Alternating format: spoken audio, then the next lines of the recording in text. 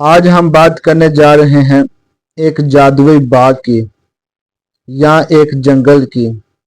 इस जंगल के पार एक गुफा थी जहां कहते थे कि एक जिन रहता है। वो लोगों को आते जाते परेशान करता है। एक दिन अचानक दो आदमी आपस में खड़े होते हैं और वो कहते हैं। गया था। वहां फिर से उस जिन की वही डरावनी आवाजें आ रही थी। अरे क्यों भाई, क्या करने गए थे तुम वहां? क्या तुम्हें पता नहीं बाग के पास वाली गुफा में जिन रहता है? अगर वो तुम्हें कहीं कुछ कर देता तो आइंदा फिर उस बाग की तरफ मत जाना। और वो बातें करके वहां से चले जाते हैं। और उसी गांव का एक लड़का रांझा।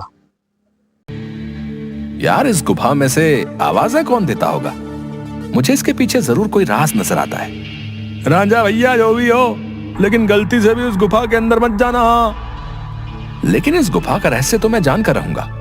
सब गांव वाले डर के साए में आखिर कब तक रहेंगे? उसके बाद वो दोनों अपने घर की तरफ चले जाते हैं।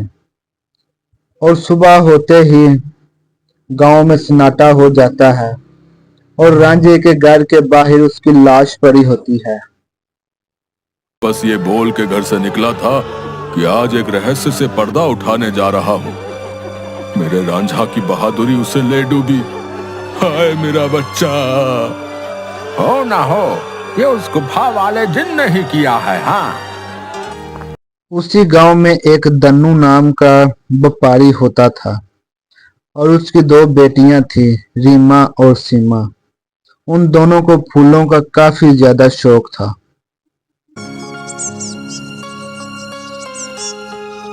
बहुत दिन हो गए हैं, चलो आज हम गांव के बाग में चलते हैं। न जाने क्यों हमें बाबूजी उस बाग में जाने से मना करते हैं। इस पूरे गांव में एक वही जगह है जहाँ कितने सुंदर सुंदर फूल होते हैं। हाँ सीमा, वो बाग सच में बहुत सुंदर है। उस बाग में बहुत सुंदर सुंदर फूल होते हैं, लेकिन बाबूजी हमें जाने नहीं देते। वो कहते हैं गांव के बाग के उस पार एक गुफा है जो बहुत ही भयानक है, हमारा जाना वहाँ सही नहीं होगा। लेकिन गांव की रांझा भाई की मौत के बाद तो गुफा और ज्यादा डरावनी लगने लगी है। अरे रीमा, ये सब झूठी बातें हैं, मुझे नहीं लगता वहाँ ऐसा कुछ है। और वैसे भी गांव वालों ने उस जिन्न को देखा नहीं, बस उसकी आवाज ही सुनी है। अगर सच में वहाँ कोई जिन्न होता तो क्या गांव वालों के सामने नहीं आता? हाँ, बोल तो सही रही हो सीमा, मुझे भी लगता है कि वहाँ कुछ नहीं है। चलो ठीक है, हम दोनों कल ही बाग में जाएंगे और हो सके तो क्या पता रांझा भाई की मौत का राज भी पता चल जाए। हाँ, कुछ नहीं है, वहाँ हम दोनों सुबह चलेंगे, तब तुम खुद ही देख लेना। लेकिन बाबूजी हमें नहीं जाने देंगे सीमा। कल बाबूजी सुबह किसी काम से शहर जाएंगे, उनके जाते ही हम दोनों बाग में जाएंगे। रीमा अपने सर को हिलाती है और दोनों बहनें सोने के लिए चली जाती हैं। और वो सारी रात यही सोचती रहती हैं। और जैसे ही अगले दिन सुबह होती है। मैं किसी काम से शहर जा रहा हूँ, तुम दोनों अपना ख्याल रखना और उस बाग में फूल तोड़ने मत जाना। वो जगह अच्छी नहीं है, कोई भी गांव वाला वहां नहीं जाता। पता है ना, रांझा भी वहीं जाने से मारा गया था।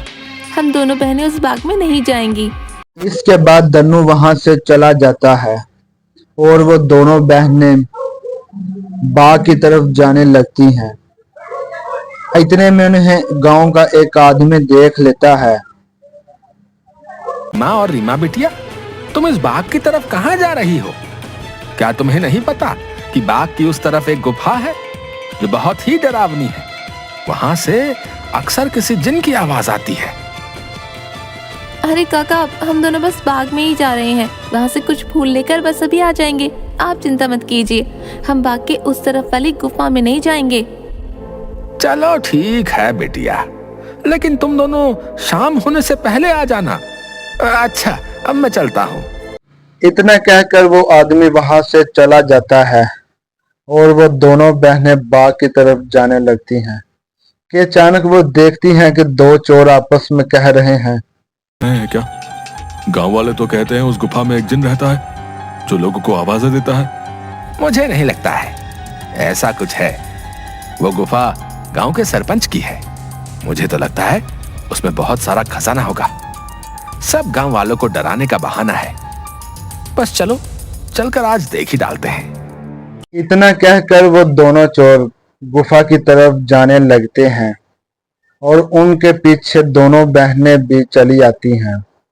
और जैसे ही वो गुफा के नजदीक पहुंचते हैं तो वो देखते हैं कि गुफा में से एक बूढ़ी औरत निकलती है जो बहुत ही डरावनी शक्ल की होती है और उसके हाथ में रंग बिरंगे फल होते हैं और वो उनसे कहती है, लो, क्या तुम्हें पता नहीं इस गुफा में एक जिन्न रहता है?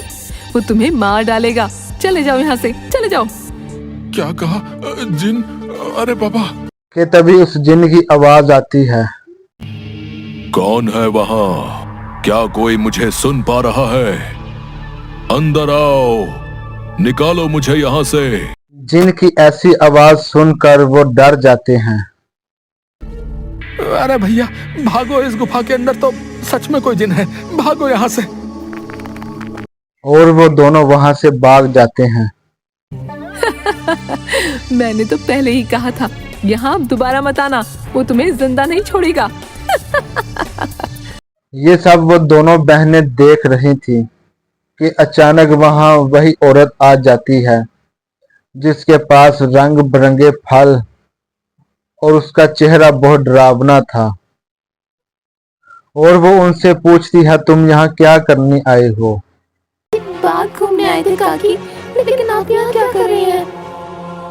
मैं तो यहीं रहती हूँ, यही बाग मेरा घर है। तुम दोनों यहाँ से जल्दी चली जाओ, वरना वो जिन्न तुम्हें छोड़ेगा नहीं। जाओ यहाँ से। क्या सच में बाग के उस पार वाली गुफा में कोई जिन्न है काकी? हाँ, और वो बहुत खतरनाक है। तुम दोनों यहाँ से जल्दी चली जाओ। इसके बाद वो औरत वहां से चली जाती है। मुझे बहुत डर लग रहा है, अब मैं इसके आगे नहीं जाऊंगी। मुझे लगता है वो औरत सच बोल रही है, वो जिन्न हमें मार डालेगा। मैं नहीं जाऊंगी उस गुफा में। ठीक है, तो मेरा यही इंतजार करना। मैं सच जानना चाहती हूँ, क्या वाकई वो आवाज जिन्न की है या नहीं। इसलिए मैं तो गुफा के अंदर जा रही हूँ। तुम यहाँ से कहीं मत जाना, मैं जल्दी आ जाऊंगी। इसके बाद रीमा अकेली ही वहां चली जाती है।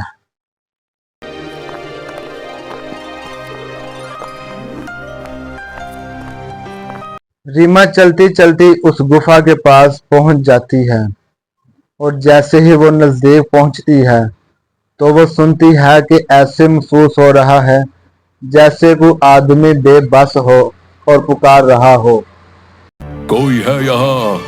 मुझे यहाँ से बाहर निकालो।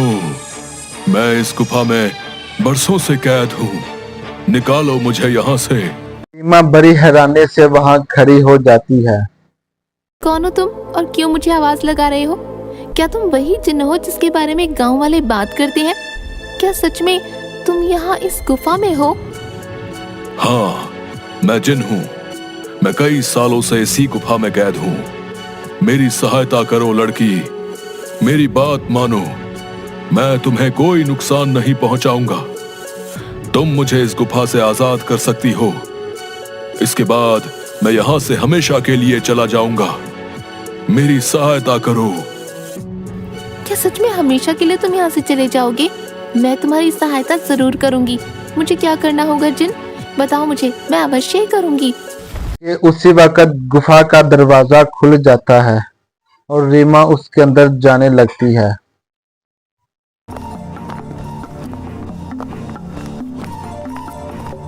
और जैसे ही वो अंदर जाती है तो उसे एक बहुत बड़े जानवर की परछाई नजर आती है और वो उससे कहता है कि लड़की, तुम्हारा जिन की इस गुफा में स्वागत है। मैं कई सालों से गुफा के बाहर आते जाते लोगों को आवाजें लगाता हूँ। सब गांव वाले डर कर भाग जाते हैं। कोई भी गांव वाला इस गुफा में आने की हिम्मत नहीं कर पाता। लेकिन तुम बहुत ही बहादुर लड़की हो जो इस गुफा में अकेली चली आई हो। क्या तुम जिन्न हो? लेकिन तुम मुझे दिखाई क्यों नहीं दे रहे हो? क्या तुम किसी को दिखाई नहीं दे सकते हो? नहीं, मैं जिन नहीं हूँ लड़की। मैं उस जिन की परछाई हूँ। वो जिन तो इस गुफा के कैद खाने में बरसों से कैद है। वो बाहर नहीं आ सकता है।